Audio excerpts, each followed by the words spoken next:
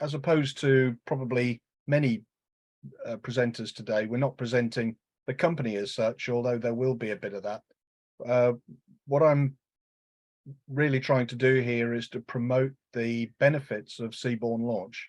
It seems to be something that has gone by the mainstream space launch sector. And I just wanted to give everybody an oversight, an overview of what we've done in the past and why the concept seems to work and why we're taking it forward.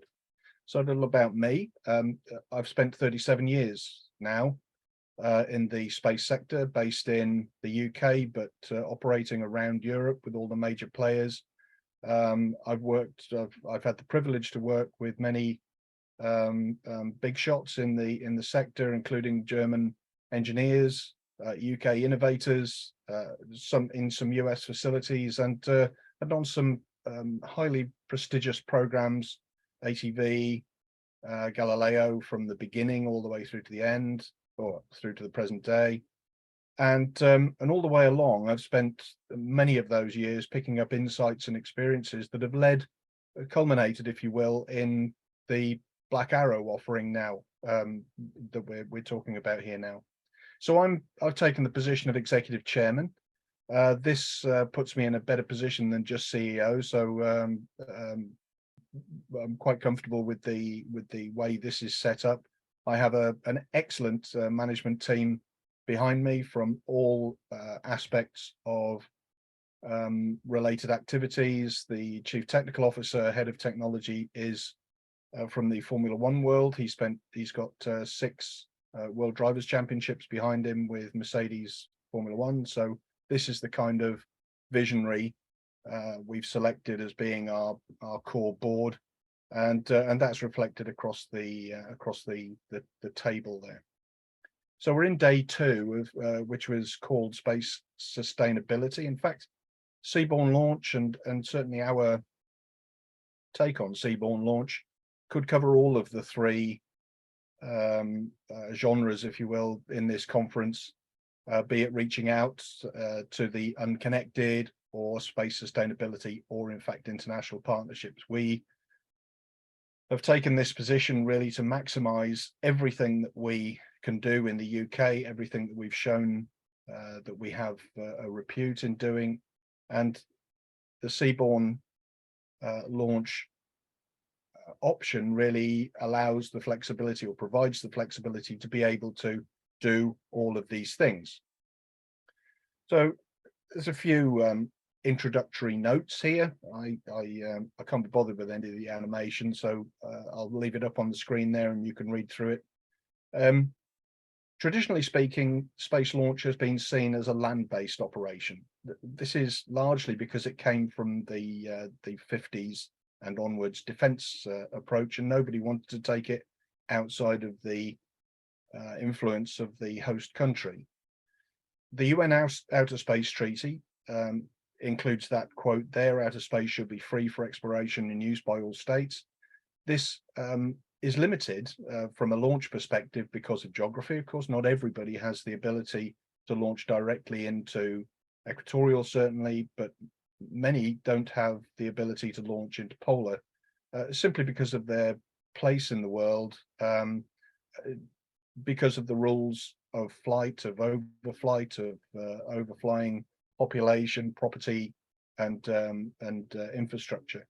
So it's not always an option for a country to select a space launch option, which means that the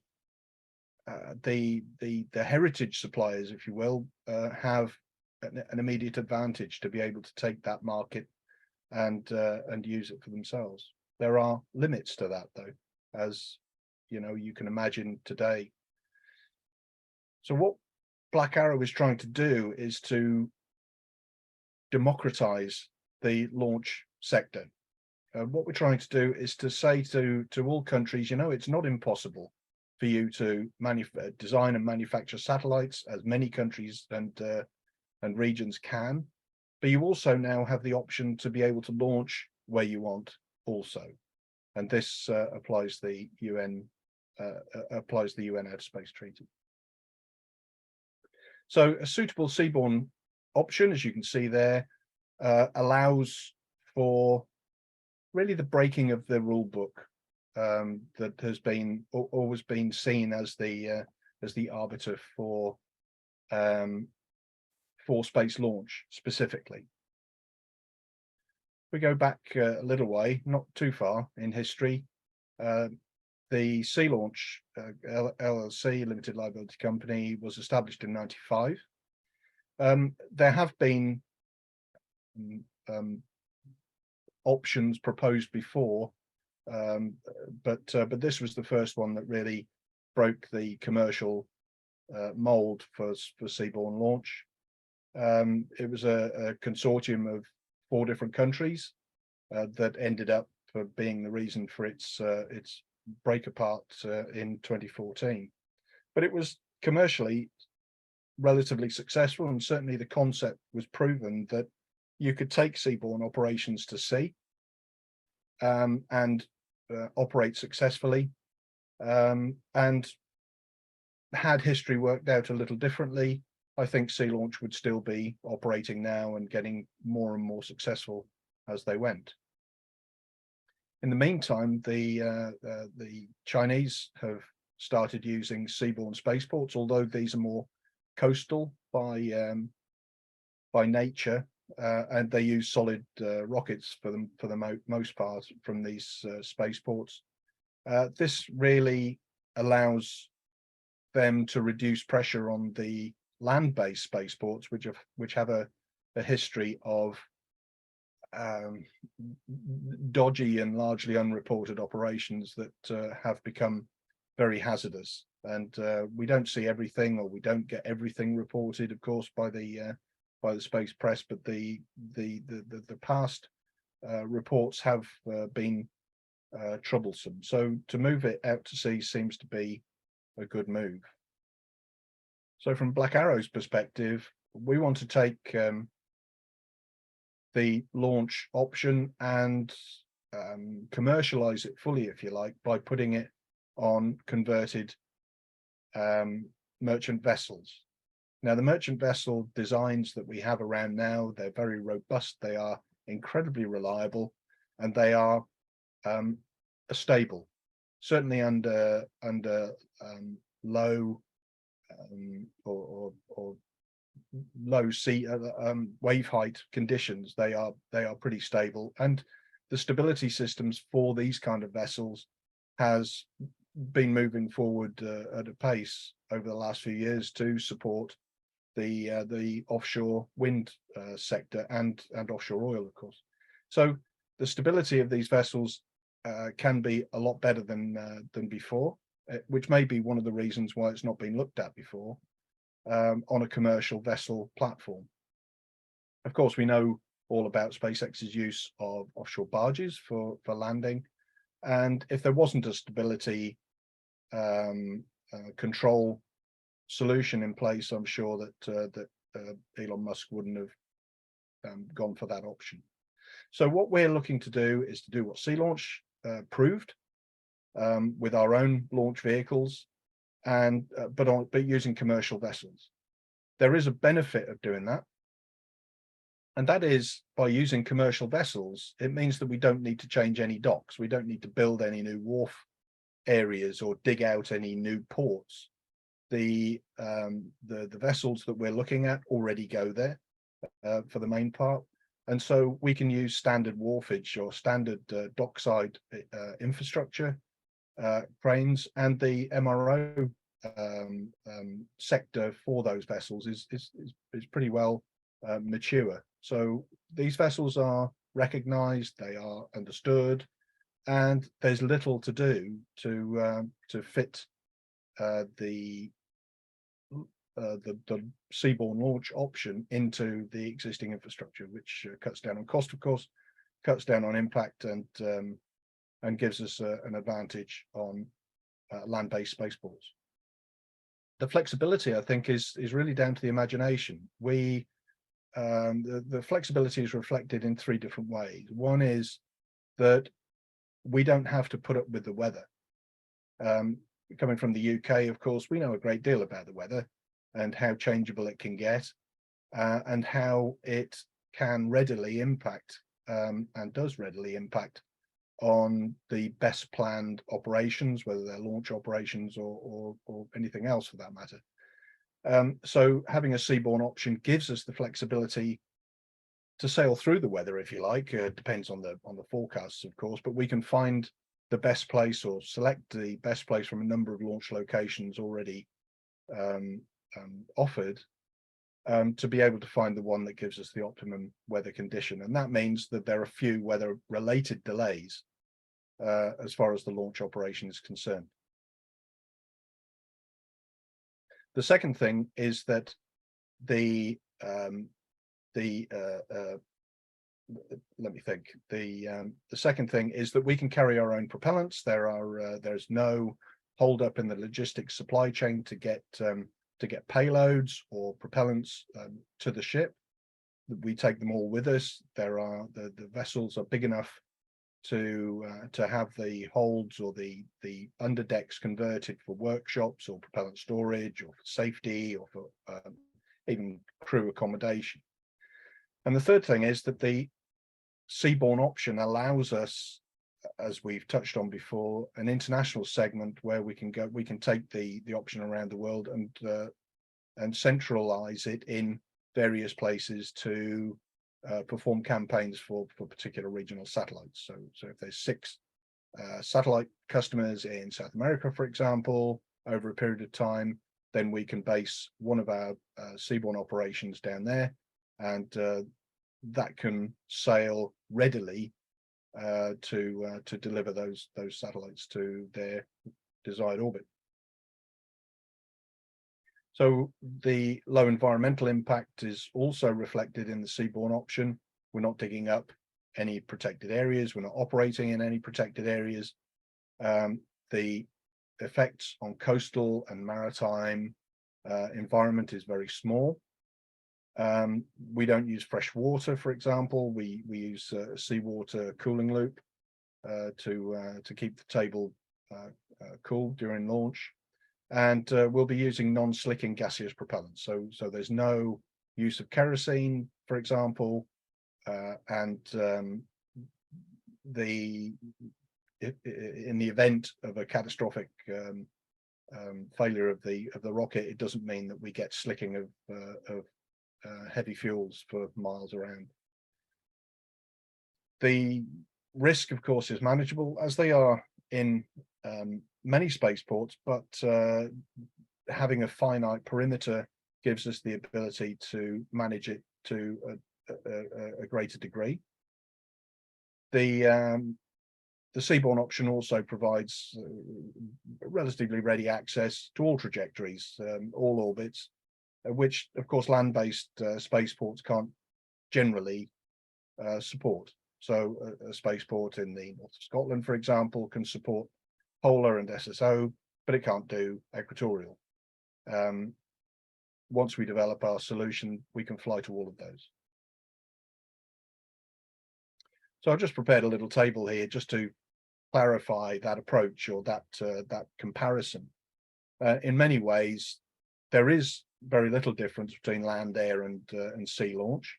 You can see where the differences are, however. The hazard to the public is greater on a land-based spaceport, albeit low if they've been sited correctly, but they are absolutely negligible on air and sea launch. And then that goes down to the use of recovered hardware, reusability. You can't do that from an air launch, or it's very difficult to do that from an air launch system. The other point that I want to make here is that air launch has a capacity limit. You know, aircraft can only take off a certain amount. And then there's the weather issue there on the bottom line. So as far as what we're offering as a hardware provider, there's a series of launch vehicles, and they are scalable, and they all use the same processes, materials, components, whether that's supporting air launch or sea launch, and because we're covering all options, it means that we can cover the costs accordingly. And by having it all under the same roof, as it were, allows us to apply the economies of scale. As I've said, all materials, parts, and processes will be used on the whole range, from sounding rockets all the way through to larger launch vehicles and everything in between. We have a partner providing ceramic and carbon composite engines. I've mentioned 30 kilonewton to 150 kilonewton. In fact, these designs are largely limitless. These are the limits we know about, but we'll be able to use them on for just about every mission that we need. The modular design, of course, allows us to include larger propulsion bays or different size propulsion bays for different missions, different avionics bays, different fairings. The core, of course, will probably remain the same for a particular mission, but taking the modular concept gives us the ability to chop and change using the same designs and processes as we go forward. And then the commercially available cryogenic liquid propellants are available around the world and readily available around the world. And we see no issue to the logistics chain for meeting all the missions from wherever we may be in the world. Orbital debris is, of course, a catchphrase at the moment. Everybody's worried about orbital debris. If only we were that worried about it 30 years ago, then we wouldn't be here now. However, the world was a different place, or orbit was a different place in those days. So now we have to do something about it, and there will be other presenters throughout today's and throughout the whole conference illustrating or demanding that some action is done, and we're no less able to do that. But as a space launch service provider, we can do a whole lot more than maybe some of our erstwhile passengers can do. So by taking the Seaborne stance, by taking the Seaborne stance, we're automatically reducing the amount of emission and the amount of effect that the space launch sector creates just through putting these payloads into orbit. We're not using toxic atmospheric emissions. So these are the LOX LNG solution is probably the cleanest south of hydrogen, and hydrogen becomes incredibly more complex and unlikely to be a commercial choice. So for now, at least, the LOX LNG propellant combination is the greenest available. By going to sea, of course, we reduce or avoid noise and light pollution. We'll be a long way away from affecting anyone from the respect of overflight and national infrastructure. So that's from the launch perspective. But then, being a launch provider, we can also start to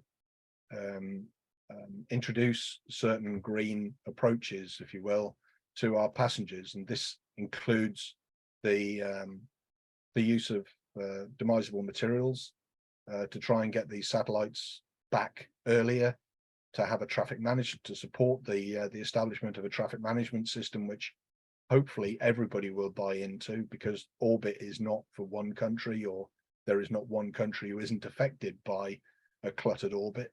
So I would like to think that the UN Outer Space Treaty will be reflected, or the signatories of the Outer Space Treaty will be reflected in a traffic management or a similar treaty, to be able to mitigate the amount of debris we already have. And taking that into the future, we then need to make sure that those traveling to orbit are understand their responsibilities to bring the hardware back within time in a safe way. And this is where the demisable materials and the green propellants and things like this come in. So we'll be supporting our passengers to do that. We'll be showing how these materials can be made. We're already in demisable development or developments for demisable parts that we can reflect on our passengers' selection of materials. And then the mention of deorbitation policies on payloads to bring them back, as the previous presenter mentioned. There is move afoot to reduce the 25 years to 5, and hopefully everybody will take that up for the benefit of everyone using the orbital environment. So in a map, this is what we're about. Those are our two typical vessels. These are not the actual vessels, but they're fairly typical. The vessel on the right hand side is our pad vessel, our preparation and deployment vessel. This is where the launch table will be. This is where all the workshops will be. It's where the crew will be stationed during the preparation operations. And then the right hand vessel will be sorry, wrong way around. The right hand, that was the right hand vessel. The left hand vessel is our support and command vessel, which will have a command center on it, and also allow us emergency return to land or other aspects. Of course, during hazardous operations, everybody needs to get off the pad vessel, and they will have a job to do in the command center or in the preparation of the next campaign on the support vessel as we go.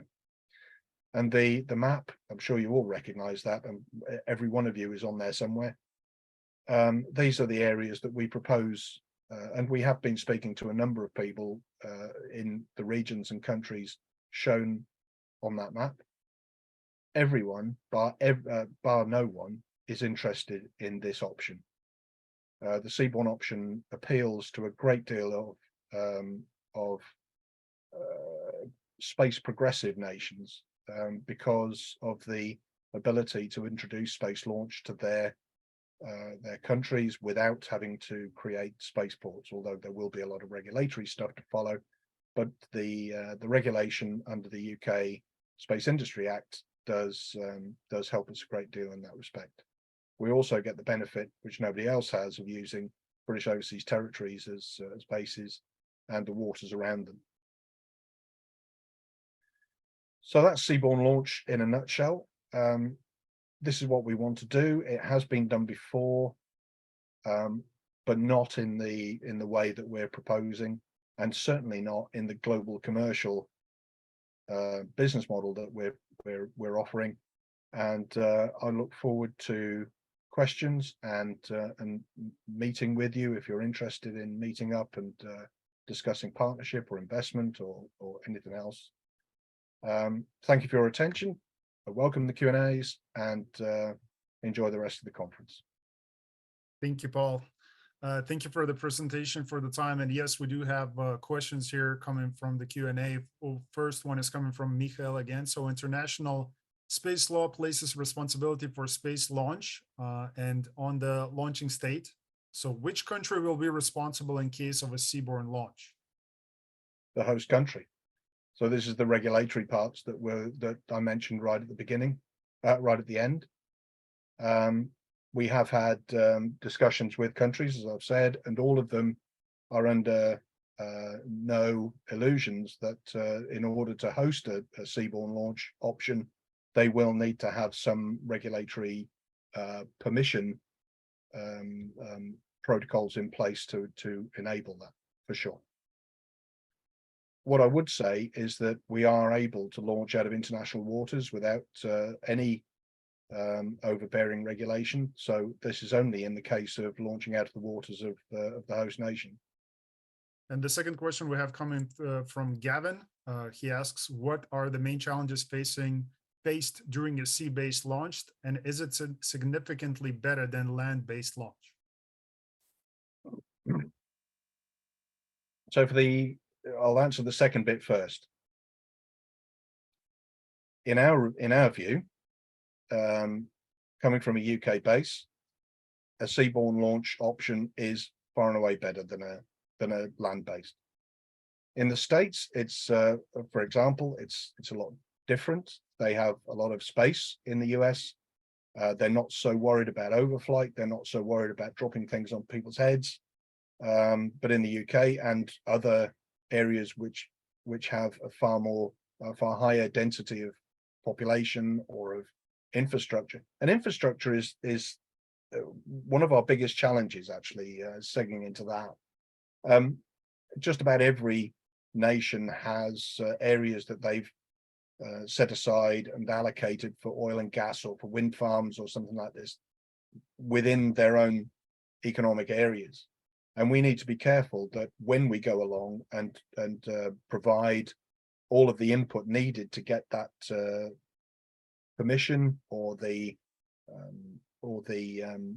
agreement with the host nation to be able to use their economic zone, if that's what they want to do, then we will address all of those things. We clearly have an overflight duty.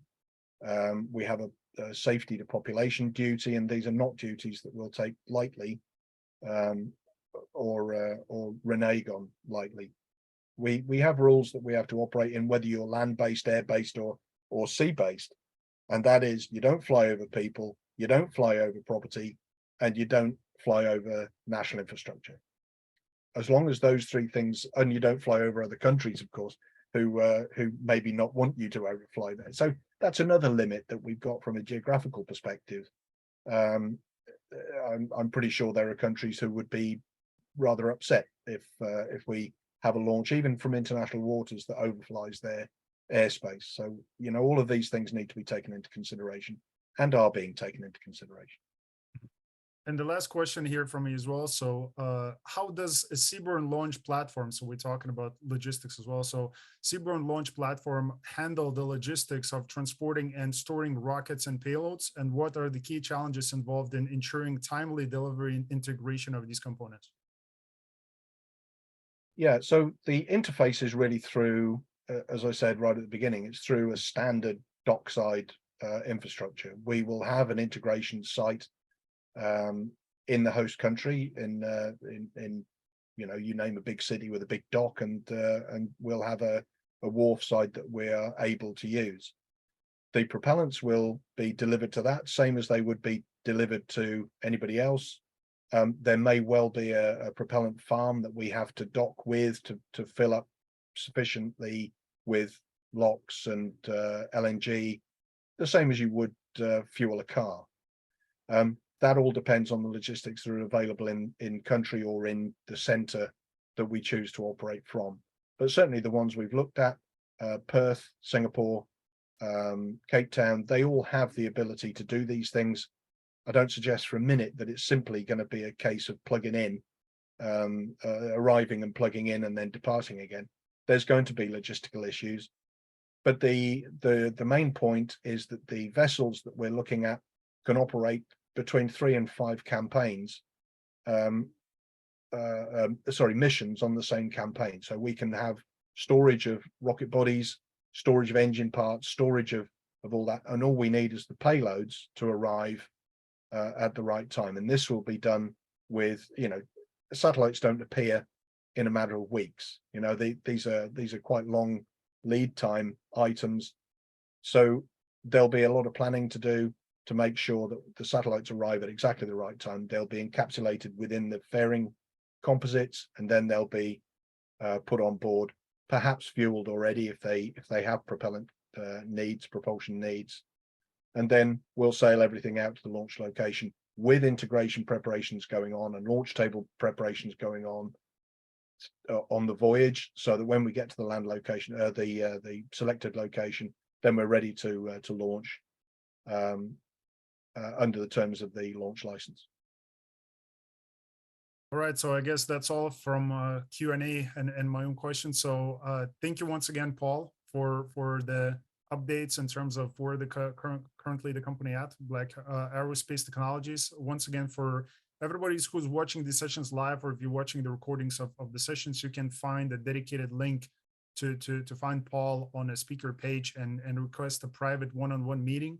As Paul mentioned, if you're a small set operator, launch operator, if you're looking for these solutions, or you have some interest to discuss some private business opportunities with Paul as well, or just to follow his company, you're going to find these details on the website as well. And Paul, for you, wish you a lot of a lot of good work, because obviously these are very heavy tasks, a lot of big plans for you as a company, and obviously you have a good team with you to accomplish these things, and hopefully we're going to see you in the year 24 at our event once again, sharing these new updates and new things that are happening within the company. Yeah, it'll be a pleasure, Martinez, and hopefully we'll have some major declarations to make over the coming months. But if anybody, as you say, wants to be in touch concerning investment, commercial partnership, regional partnership, government partnership, anything like that, then you have my email address.